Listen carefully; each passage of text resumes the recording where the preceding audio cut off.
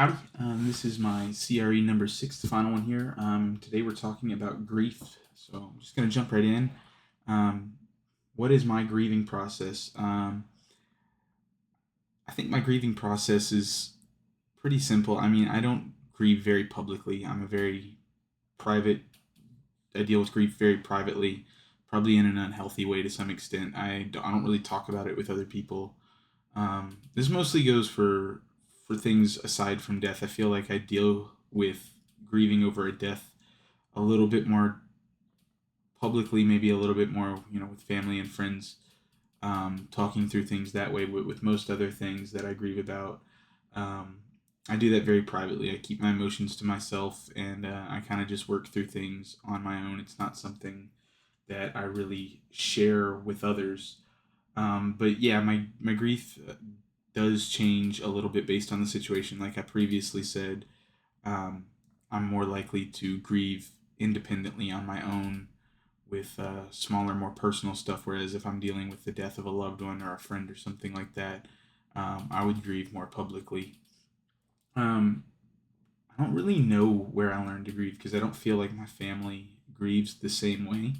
I feel like my family, both my parents, are more open about their grief, so I don't know why or how I get to grieve the way that I do. Um, like I said, very private, don't like to share my emotions, but it's something that we talked about in course media and lecture as well, is that everybody grieves differently. One of the videos that we watched, the Sci-How video on grief, kind of talked about how a lot of people have this idea that everybody goes through these five stages of grief, but that's not necessarily true. Grief is different. There's no one set in stone path for any two people. Nobody grieves exactly the same way as another person. It's a completely unique experience. Um, I feel like out of the examples that we've looked at, I mean, like I said, nobody's the same. But one of the ones that was in the Sci-How video, the task-based um, method of dealing with grief, is somehow, or is one of the ways that I feel like I'm most similar to, going through those four steps and that in whatever order that they occur in. I feel like that's more so how I grieve than like what you would traditionally expect from the five stages of grief. Um, as for my interviews, I interviewed my friend Cole and my friend Tennyson both. Cole was very similar to me in the fact that he grieved, very privately, didn't really talk to people, kind of isolated himself and just kind of dealt with things on his own. Didn't really feel like he had gotten any influence from anybody else on how his grieving process worked. It was really uniquely his own. Whereas Tennyson said he was a little bit more, you know, open about how he grieved. Wasn't really much of a crier, which I understand. Not everybody's that way. Um, but was just kind of in that mindset of I've got to get through it. There's still stuff to be done.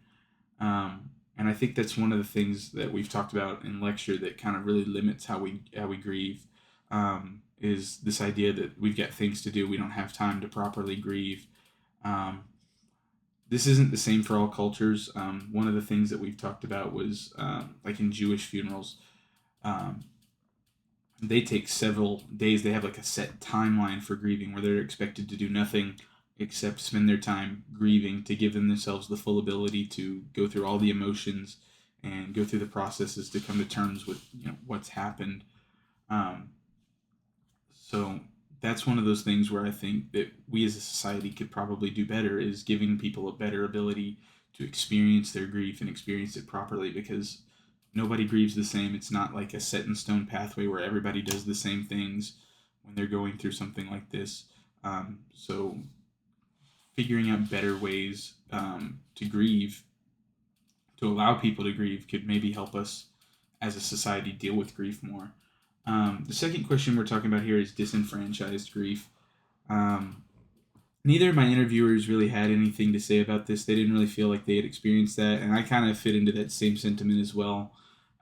With the disenfranchised grief, I don't really feel like I've ever. Maybe it's because of the way I grieve, where I'm so personal and I kind of keep everything to myself. I don't give myself that opportunity for my grief to ever be disenfranchised. But I feel like one of the reasons that we deal with this disenfranchisement is because um, something that we talked about in one of the course medias, which was grief literacy. We have very low grief literacy here in the United States. It's something that's, we death is a very taboo subject, so we don't talk about it, and we don't give people the proper time they need to grieve. And often, like, look at different kinds of grief. Maybe it's not somebody dying, but it's the loss of a relationship or a friend that you don't talk to anymore, or any of these small things, the loss of a pet, any of these things that could, potentially be have major impact on a person's life, that we don't give them the opportunity to grieve properly. And grieving is an important part of, finding meaning in life as well. That's one of the things that we talked about in the course media I'm in, Searching for Meaning, with Viktor Frankl. Was that idea of finding meaning in life. That grief is an important part of that, and suffering becomes an important part of your life because you can use it to find meaning, and that's when it no longer becomes suffering. So I do feel like that in a lot of ways, we as a society could move forward to better, allow people to grieve, even with smaller stuff. It's not always the death of a family member or a death of a close friend that we grieve over, but there's so many different things and so many different ways in people grieve, that we could do a better job of understanding the situations and circumstances that people go through, to better help the grief process for everybody.